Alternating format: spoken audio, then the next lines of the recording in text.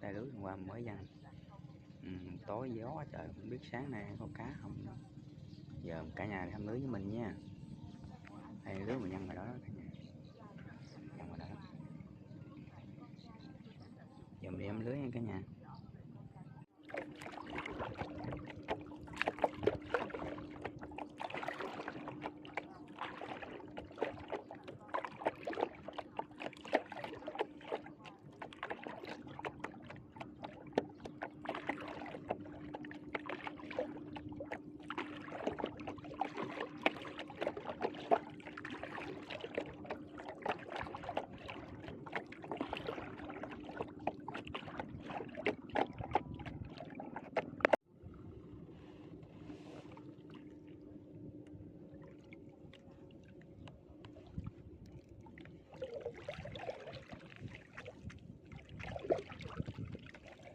Còn cá mè vinh nhỏ nè cả nhà, cá vinh này còn vừa vừa, lưới 5 phân, cá vinh lưới 5 phân cả nhà. Hôm nay cá ít quá, nãy giờ mà dính được có 2-3 con, thấy không? 3 ngón tay.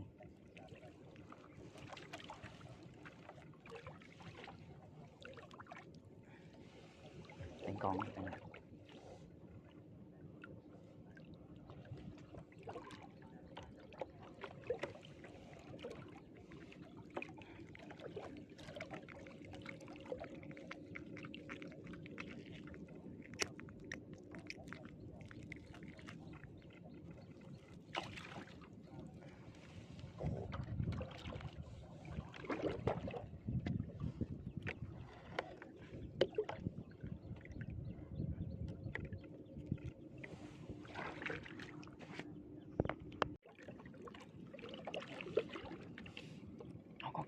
Con cá nhà ơi, cả nhà ơi, dính hơi chết cái chân sảy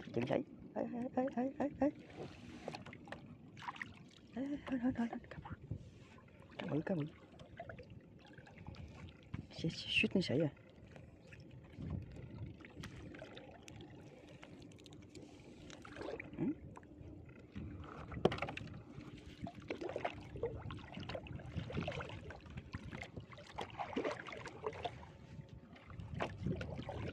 Này cá dính ít quá nhà ơi, tối mưa này dính ít quá.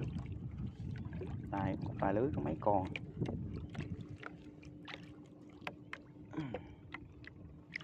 Này cá ít rồi.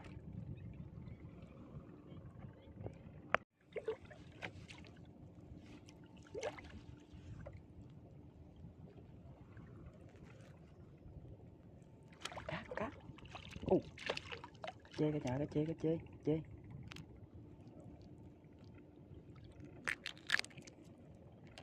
cua nè cả nhà, cua nè, lưới mới mà dính cua nè cả nhà. Lưới cá dính cua cá là một lỗ lưới luôn, cua nó cắn dữ lắm. Chê trắng.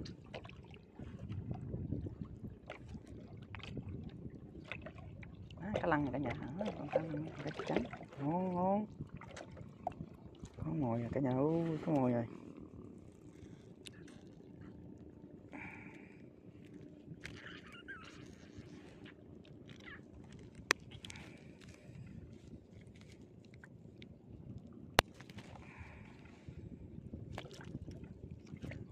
Nó cắn.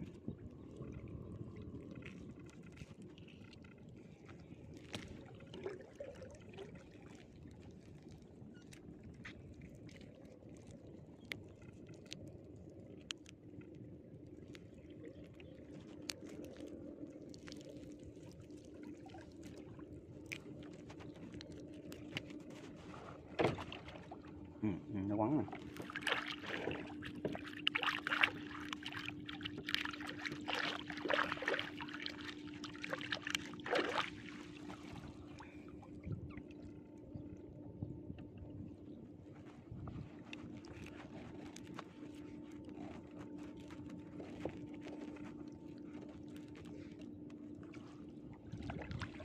Cá lăng. Đó, cá lăng này cả nhà. vàng.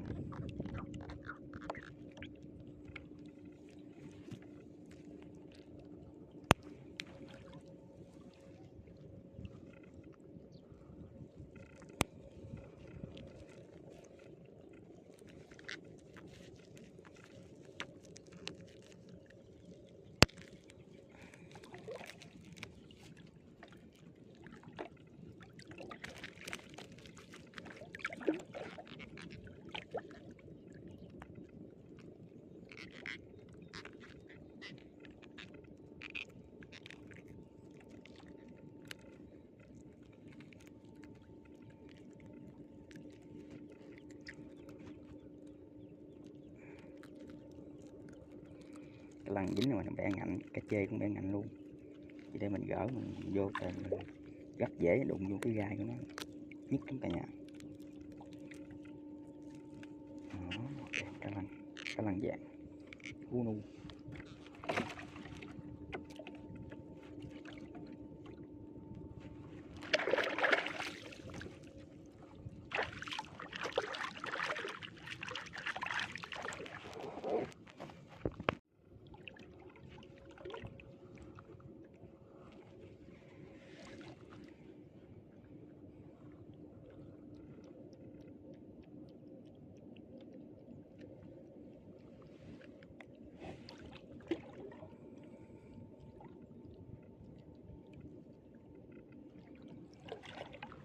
Con nữa nè cả nhà. Ôi, ít quá là dính ít cá cả nhà ơi.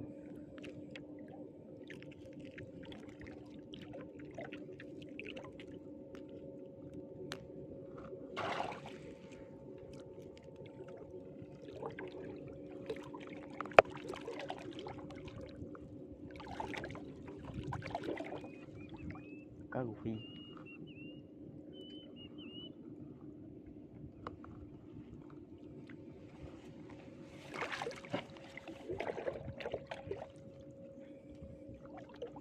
Em cá rô phi.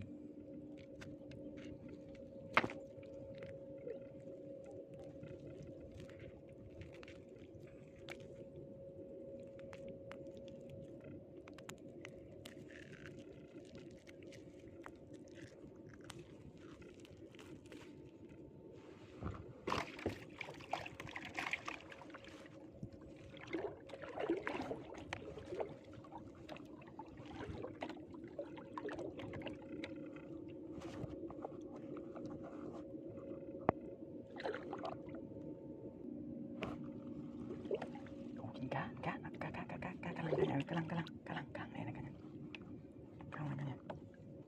Thấy không? Cá lăng này, cá lăng. Đó, cá lăng.